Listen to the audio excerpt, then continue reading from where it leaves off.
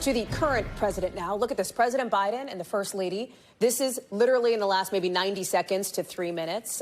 They arrived in New Orleans to visit this memorial for the people who were killed and hurt in that New Year's morning attack on Bourbon Street.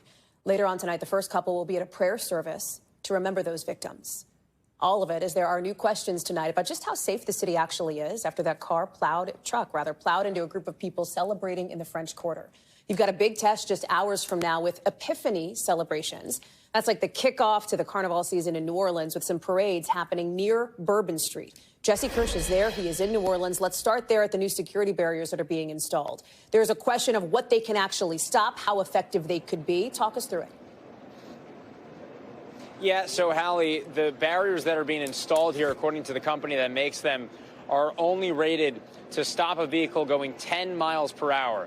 And some security experts tell us that you need to be able to stop a vehicle going 30 miles per hour to effectively be protecting against the possibility of a terrorist attack. The mayor of New Orleans was asked about this at a press conference yesterday, and she acknowledged, and double check. So, Hallie, just to fill you in on what that is, there are a couple of armored sheriff's vehicles and state police vehicles that have been down here, and I'm just looking over the balcony where we are on Bourbon Street just to make sure, because obviously this is an area that has had moments of tension right over the last week, and actually, I don't know if you'll be able to see it, probably not. I'm gonna have a photographer try to push it and show it. The state police vehicle that was just blocking off this intersection, a block off of Canal on Bourbon Street. They had two massive armored vehicles here, and you're now seeing them go down Bourbon Street, away from Canal Street. These were blocking off that intersection while the president was making that stop. And of course, as we've become all too familiar with yet again over the past several months,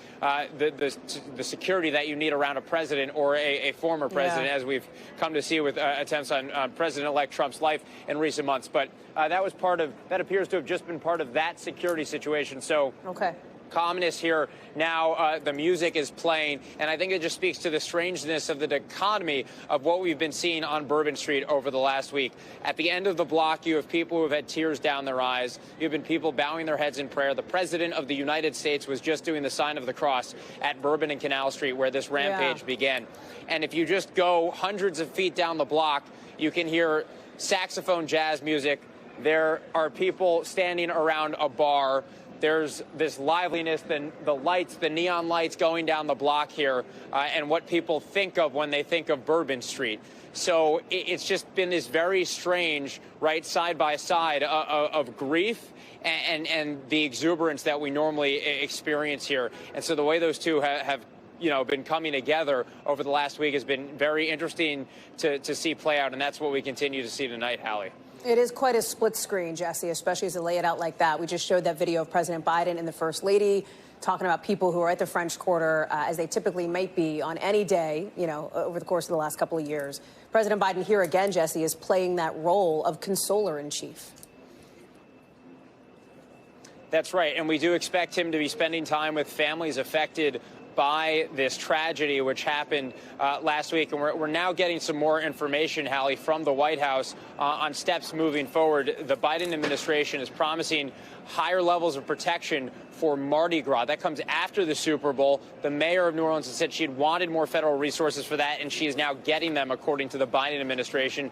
That means that there will be more federal support for that event, treating it as a higher level event in terms of the type of federal support. And I want to go back to what we were talking about a moment ago, Hallie, when we heard those sirens going off. So the mayor of New Orleans is now acknowledging that she does not know for certain, she cannot say with certainty, that the barriers they have been installing here and are in the midst of getting ready for the Super Bowl are actually strong enough for the crowds that would be coming through for that. And that was an acknowledgement that was really remarkable to see, because for days, the mayor, the governor, the police superintendent here in New Orleans have been saying that this city is safe. They are ready for big crowds. They are ready to be hosting events. And to hear her say at the same time, we're not actually entirely confident that we know everything that we need to know, that is something that I think should be eye-opening for people who are considering coming here.